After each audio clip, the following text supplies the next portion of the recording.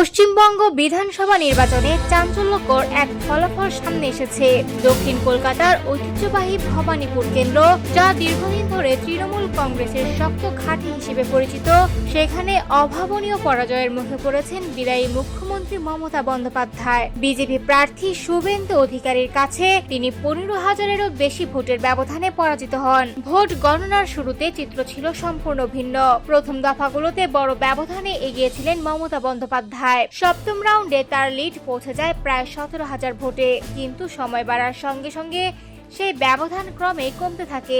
একে একে রাউন্ডে লিড কমে আসে এবং শেষ পর্যন্ত 14তম রাউন্ডের পর পুরো চিত্রই পাল্টে যায়। চূড়ান্তভাবে সব ব্যবধান গুছিয়ে জয় ছিনিয়ে নেন শুভেন্দু অধিকারী। জয়ের পর শুভেন্দু অধিকারী বলেন, মমতা বন্দ্যোপাধ্যায়কে পরাজিত করা অত্যন্ত জরুরি ছিল।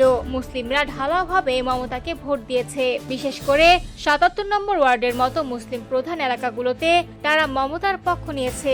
অন্যদিকে হিন্দু, শিখ, জৈন ও বৌদ্ধরা আমাকে সমর্থন করে এই জয় নিশ্চিত করেছেন। তিনি আরো দাবি করেন, এই জয় শুধুই একটি রাজনৈতিক পরিবর্তন নয়, বরং এটি হিন্দুত্ববাদের জয় এবং জনগণের রায়। অন্যদিকে ফলাফল প্রকাশের পর ক্ষুব্ধ প্রতিক্রিয়া জানান মমতা বন্দ্যোপাধ্যায়। তিনি এই ফলাফলকে অনৈতিক জয় হিসেবে অভিহিত করেন এবং অভিযোগ করেন যে নির্বাচন প্রক্রিয়ায় কারচুপি হয়েছে। তার দাবি, ভোটার তালিকা থেকে প্রায় 60,000 ভোটারের নাম বাদ দেওয়া হয়েছিল, যা ফলাফলে প্রভাব ফেলেছে। তবে সমস্ত বিতর্কের মাঝেও ভবানীপুরের এই ফলাফল পশ্চিমবঙ্গের রাজনৈতিক অঙ্গনে নতুন আলোচনার জন্ম দিয়েছে, যা আগামী দিনের রাজনীতিকে আরো উত্তপ্ত করে তুলবে বলে মনে করছেন বিশ্লেষকরা।